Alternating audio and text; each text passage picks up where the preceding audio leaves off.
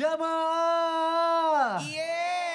Oh jamaah. Iya. Alhamdulillah. Tepuk tangan lagi dong dengan semangat karena kita masih di Islam itu indah. Masya Allah, tabarakallah. Temanya juga masih sama ya. Kita ini perintis, bukan pewaris. Bener kan ya Ustadz Maulana ya? Bener. Perintis bukan pewaris. Masya Kebetulan di Allah. Makassar ada namanya Jalan Perintis. Oh, kemerdekaan ya. Ada tayangan nih yang mau aku kasih lihat. Mau lihat nggak? Mau ya, yang di rumah juga ya. Ibu ajarkan anak baca Iqra. Kita lihat tayangannya, silakan. Tepuk tangannya mana? Bu, jangan tega gitu sama anaknya. Itu anak ibu ya? Ya. Iya lagi beneran? Oh enggak. Tuh, tapi Masya Allah ya seorang ibu yang ngajarin Iqra kepada anaknya ya Ustadz ya. Karena ada juga orang tua yang gak peduli akan ilmu agama anaknya gitu. Akhirnya anaknya terjebak dalam pergaulan tidak baik, tidak mengerti agama gitu kan. Nah dengan tema kita nih Ustadz, Jamaah juga pengen tahu nih. Cara kita nih menjadi perintis mengajarkan ilmu agama kepada anak tuh baiknya gimana Ustadz Asad? Silakan Ustadz. Baik, terima kasih Sony. Jamaah Islam itu indah, anak itu merupakan amanah dari Allah yang harus dijaga dengan sebaik-baiknya. A'udzubillahi minasyaitonirrajim. Bismillahirrahmanirrahim. Ya ayyuhalladzina amanu ku anfusakum wa ahlikum naro wa quduhan nas wal hijarah. Jadi kita diminta untuk menjaga keluarga kita, Bu. Ibu punya anak, dijaga. Berapa anaknya? 2. Ada yang 7? Ada 7. Ada, wah. Nah, berarti Masya Allah tanggung jawabnya lebih besar. Anak 1, anak 2, sampai anak 7 itu tanggung jawab. Iqra. Ya, ayat yang pertama kali turun apa Bu? Iqra. Bismi rabbikal ladzi khalaq. Ya, baca. Ajarkan anak kita Bu untuk baca. Ajarkan anak kita agama agar mereka punya pegangan. Kalau seorang anak sudah diajarkan sholat dari kecil, maka sampai besar pun dia akan menjaga sholat itu. Ajarkan anak tentang akhlak. Agar setiap anak yang tumbuh dewasa nanti mereka mengerti tentang adab, tentang berbuat baik kepada orang, tentang sopan santun. Bukankah adab lebih diutamakan daripada ilmu? Ajarkan anak tentang baca ayat-ayat Quran Bu. Ajarin ngaji. Kalau bisa baca bismillah sama baca al-fatihah itu Bu, itu ibu yang ngajarin. Kenapa? Karena mereka akan pakai seumur hidupnya, betul nggak? Kalau diajarinnya sama orang lain sayang banget. Yang ada nanti kita nggak dapat pahala Bu, betul nggak? Tapi kalau ibu yang ngajarin nih, ibu yang ngajarin al-fatihah, ibu yang ngajarin baca bismillahirrohmanirrohim, maka seumur hidup mereka menggunakan itu, mereka beribadah, mereka sholat, maka yang dapat pahala siapa? Ibu. Tapi kalau kita serahkan kepada orang lain, akhirnya ya orang lain yang akan dapat pahala. Gitu. Dan zaman sekarang tuh beda banget Bu dibanding zaman ibu, betul nggak? Saya nih generasi apa? Milenial. Ibu generasi? Kolonial. Kolonial ya. Ya kan? Beda Bu ya, tapi kalau dari muka memang kolonial ya. Hatinya gen alpha kayaknya. Nah sekarang tadi yang diajarin ngaji sampai nangis-nangis itu gen alpha. Itu beda banget semuanya. Sehingga apa? Cara belajarnya beda, metodenya beda. Tapi apa yang sama tadi? Nilai-nilai untuk diajarkan tentang keislaman, tentang akhlak, tentang agama. Itu adalah tanggung jawab kita. Seorang anak tidak bisa memilih siapa orang tuanya.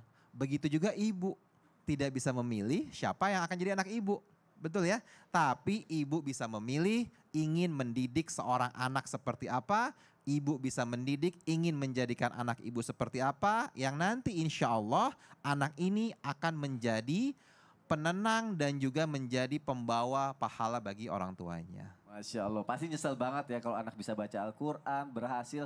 Tapi bukan karena kita, Bukan karena orang kita yang lain. pertama kali ngajarin. Aduh, lebih nyesel lagi kalau ternyata anak pergaulannya jatuh, negatif, gak bisa apa-apa. Karena kita lagi. Nah, itu lebih nyesek gitu. Aduh ya Allah, terima kasih Ustaz untuk kasih, penjelasannya. Sani. Tepuk tangannya dong. Menjadi introspeksi buat diri kita ya jamaah ya yang ada di studio juga yang ada di rumah ya. Dan aku senang banget banyak jamaah yang datang ke studio, makanya aku kasih kesempatan buat nanya. Yuk kita masuk ke segmen Tanya Dong Ustadz. Kami semua tanya dong Ustadz. Masya Allah, tabarakallah. Yang mau nanya boleh angkat tangannya. Banyak yang mau nanya. Yang nanyanya angkat tangan berarti semangat nanya. Yang nanya cuma angkat tangan doang tapi sambil merengut berarti banyak masalah. Yang banyak masalah aku pilih. Ibu Ika, ikut saya Ibu. Silakan Ibu, sini. Ustadz Maulana, mohon dijawab nanti pertanyaannya ya Ustadz ya. Izin ya. Coba Ibu kasih salam. Bukannya ini yang Nama tadi Ibu ibu yang mau siapa? pipis? Iya, udah selesai. Makanya, silakan Ibu sini. Mau nanya apa Ibu? Kasih salam dulu, nama Ibu siapa? Assalamualaikum warahmatullahi wabarakatuh. Waalaikumsalam warahmatullahi wabarakatuh. Nama saya Irna Yanti, saya jamaah dari Miftahul Huda Cianjur. Tepuk tangannya dong dari Cianjur. Mau nanya Izin apa? bertanya Ustadz, bagaimana caranya supaya anak tidak gengsi menjadi perintis? Karena saya pribadi sebagai perintis bukan pewaris. Dan di zaman sekarang justru lebih banyak anak yang gengsi. Jadi bagaimana cara untuk menghindarinya? Dan saya sebagai orang tua lebih banyak tidak memiliki uang. Kenapa? Kalau masalah nggak punya uang emang kenapa kok jadi kabur? Takut dia minta uang. enggak ini nanya. Jadi bagaimana caranya supaya anak bisa menjaga kehormatan orang tuanya dan bisa menerima, menjaga supaya mereka tidak gengsi menjadi perintis. Masya Allah bagus banget pertanyaannya. Terima kasih Ustadz. Wassalamualaikum warahmatullahi wabarakatuh. Waalaikumsalam warahmatullahi wabarakatuh. Oke dijawab sama Ustadz Maulana melalui tausiah. Ibu boleh duduk atau ke toilet lagi juga boleh nggak apa-apa. Tapi duduk aja ya biar dengar jawabannya. Tapi Mic-nya boleh mic-nya kasih ke saya nggak? Makasih. Mau dibawa pulang. Silakan Ustadz Maulana. Ustaz Sasat dan Ustaz Sam. Nah, gimana cara agar anak tidak gengsi buat jadi perintis? Karena orang tuanya serba kekurangan, terus anaknya tidak gengsi dengan berada dalam kondisi yang seperti itu. Dan bisa membantu orang tuanya tanpa menjadi malu. Ada 4 yang bagus kita lakukan, diterapkan kepada anak supaya anak tidak gengsi. Yang pertama adalah beri dia rasa. Merasakan keadaan kita. Anak tidak akan minta mobil kalau dia tahu bapaknya cuma punya sepeda. Kenapa mereka minta sesuatu? Karena dia yakin orang tuanya bisa memenuhi. Maka dia anak itu pengertian. Merasa. Karena anak itu spon. Bisa meresap atas apa yang kita miliki. Makanya mohon maaf beri rasa. 1, 2, 3 beri. Beri rasa. Coba diulang. Beri rasa. Sekali lagi. Beri rasa. Beri rasa. Perasaan. Dari hati ke hati. Ngomong sama anak. Anak itu paling bagus ditemani ngobrol pada saat mau tidur. Dikelonin. Mana cerita. Pada saat apa? Pada saat di meja makan sambil ngobrol. Enak itu. Ngobrol aja sama anak pada saat makan. Dan pada saat di perjalanan. Itu enak itu. 3 sesi ini yang paling bagus sebenarnya. Nah buat kita, mohon maaf tanpa menggurui. Yang kedua, selain ada rasa, yang kedua, libatkan setiap kegiatan kita. Tidak apa-apa, anak ikut datang ke tempat kerja kita untuk melihat kondisi keadaan orang tuanya. Oh ternyata begini loh orang tua saya cari nafkah. Itu. Dan yang ketiga, jangan emosi, jangan marah kepada anak. Hei, capek saya cari uang, capek saya. Gak boleh begitu. Oh iya iya. Jangan marah. Saking sesapek apapun jangan Gak marah. boleh marah sama Iya. anak. Anak itu tidak boleh dimarahin. Karena rusak otaknya. Oh iya. Pemikirannya rusak itu. Betul.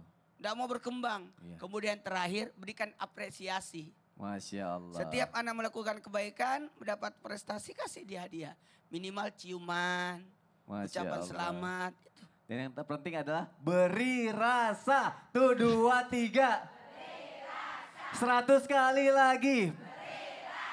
Beri. udah. Kepanjangan ya kayak orang demo ya. Tepuk tangan dong untuk guru-guru kita, Masya Allah. Jadi jangan gengsi untuk menjadi apa? Perintis ya. Justru jadi perintis itu bergengsi ya. Masya Allah, tabarakallah.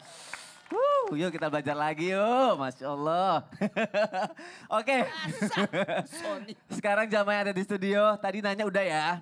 Aku kasih kesempatan buat curhat. Mau curhat?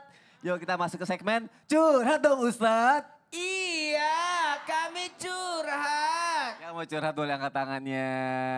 Ini bisa curhatan sendiri, mewakili teman, mewakili keluarga. Oke, yang dada-dada kalau gitu. Ibu curhat ya? Iya, ayo ibu ikut saya. Coba hati-hati turunnya Bu. Jangan loncat, jangan loncat. Enggak, itu turun. Silakan ibu ikut saya, Masya Allah kira-kira ibu mau curhat apa ya? Kasih salam dulu ke masyarakat Indonesia, nama ibu siapa? Assalamualaikum warahmatullahi wabarakatuh. Waalaikumsalam warahmatullahi wabarakatuh. Nama saya Cucu Mulyana dari Majelis Taklim Miftahul Huda Cianjur. Tepuk tangannya dong. Ibu cucunya Mulyana? Iya. Saya cucunya ini Bapak Hadi Sodikin. Ibu izin Muhammad Asad, Ustaz Muhammad Asad. Cucu Mulyana. Saya Ustaz Molan. Iya benar. Ustaz siap, izin Ustaz. Ibunya mau curhat. Ayo Bu, sini Bu, ke tengah Bu, suaranya yang gede. Ini Pak Ustadz yang saya tanyakan di luar tema ya. Permasalahan keluarga kami yaitu kakak beradik. Kakaknya perempuan, adiknya laki-laki tentang hak waris. Kakak perempuan mengakui bahwa luas tanah yang dimilikinya itu adalah seluas 350. Ternyata sesuai bukti fisik bahwa sertifikat sudah diterima bahwa perempuan itu ternyata 190 luasnya. Laki-lakinya sebagai adiknya 160. Apakah itu menurut Pak Roid bagaimana solusinya? Oh ngerasa kurang juga? Iya. Sampai sekarang tidak rukun. Kakaknya yang tidak rukun kepada adiknya. Tapi sudah diminta kepada adiknya? Udah. Terus adiknya? Adiknya mah tidak ngotot, cuman kakaknya memiliki 350 semuanya. Ternyata sesuai sertifikat yang perempuan 190, yang laki-laki 160. Oh, yang perempuannya lebih banyak. Betul. Tapi yang kan laki-laki lebih banyak ya. Tapi laki-lakinya nggak apa-apa, cuman kakaknya yang harus 350 luas. Gitu. Oh, udah dapat banyak, pengen lebih banyak lagi gitu? Betul. Waduh, gimana Ustaz? Ya baik, makasih Ibu. Memang kalau berbicara hukum waris, ya kita harus mengikuti aturan. Betul. Itu yang pertama gitu. Karena hukum waris ini bukan soal mau nggak mau, tapi ya wajib gitu loh. Laki-laki peraturannya kan 2 kali lebih banyak dibanding perempuan. Jadi saya tidak tahu persis bagaimana kondisinya, tapi yang menurut kami lebih baik adalah pertama kali dibagi dulu aja sesuai peraturan, sesuai hukum Islam. Laki-laki dapat 2 kali, jadi kalau meninggalkan harta misalkan tadi rumah itu senilai misalkan 600 juta misalkan ya berarti laki-laki dapat 400 juta, perempuan 200 juta. Setelah itu mau dikasihkan boleh nggak apa-apa. Misalkan nih tadi kan kalau dari cerita ibu laki-lakinya ikhlas gitu kan. Betul. Tapi dia harus dapat haknya dulu Bu. Dia dapat haknya dulu. Tapi kakaknya yang sampai sekarang ngotot harus seluas 350. Ya berarti nanti ibu bisa sarankan yang laki-laki ini dapat dulu bagiannya. Kalau setelah dapat bagiannya kan sudah jadi haknya laki-laki itu. Yeah. Dia mau ngasih kakaknya, mau ngasih saudaranya, bahkan mau dijual pun ya itu adalah haknya dia. Jadi mungkin seperti itu. Tapi kalau kakaknya ngotot gitu, sekarang kondisi keluarganya gimana? Sampai sekarang tidak rukun. Tidak rukun. Tapi kan tadi ibu bilang bahwa suami ibu ini kan baik-baik aja sama kakaknya kan. Bukan suami ibu. Oh bukan. Oh, bukan, mancing aja nih orang itu curhatan orang. Ini kan ibu bilang mengatakan bahwa adiknya sebenarnya, ibu saya di sini Bu, assalamualaikum. Waalaikumsalam. Tapi kan ibu katakan tadi bahwa si adik ini baik-baik aja kan? Iya. Maksudnya ikhlas-ikhlas aja kan? Iya. Tapi kenapa kok jadi bilang kondisinya tidak baik? Kakaknya sekarang? yang perempuan. Ya nggak apa-apa kan si adik sudah ikhlas. Jadi kenapa harus bermasalah gitu? Betul. Si adik sudah ikhlas belum si laki-laki? Sudah ikhlas? Ikhlas. Oh sudah ikhlas, berarti sudah aman? Belum sampai sekarang. Kenapa tidak aman padahal ikhlas? Perempuannya harus mau memiliki Tidak usah, kalau seluas sudah itu. ikhlas tidak usah dikembalikan. Betul. Kalau adiknya sudah, ya sudah demi menjaga silaturahim kita saya juga tidak butuh itu kok. Ya sudah, berarti sudah aman berarti. Iya. Tapi si kakak harus mengakui bahwa memang bukan haknya. Kalau memang itu adalah harta warisan. Betul. Yang kita khawatirkan jangan sampai orang tuanya ngasih sebelum meninggal. Bukan warisan nih. Jangan Hibah, sampai dikasih duluan sama orang tuanya. Dikasih apa? Dikasih hibah, Hadiah, ya. dikasih hadiah. Mohon maaf, bukan hibah, hadiah. Hadiah. Dikasih hadiah oleh orang tuanya. Apa bedanya hibah sama hadiah? Kalau hibah itu enggak boleh pewaris yang ambil. Oke. Kalau hadiah boleh dikasih kepada pewarisnya. Siapa tahu sudah dikasih memang sebelumnya. Makanya si kakak ngotot. Makanya harus jelas sebelumnya ini warisan bukan. Kalau warisan ya harus laki-laki lebih banyak. Tapi kalau siapa tahu sebelum meninggal dikasihnya ya harus ikhlas. Lagian sudah ikhlas ngapain bertengkar lagi. Iya, rukun-rukun ya. Iya. Masya Allah. Ibu semoga terjawab pertanyaannya Iya, ya. amin. Terima kasih. Iya Ibu, alhamdulillah. Lillah. Jangan kemana-mana jamaah, tetap di Islam itu indah. Jamaah, oh jamaah, alhamdulillah.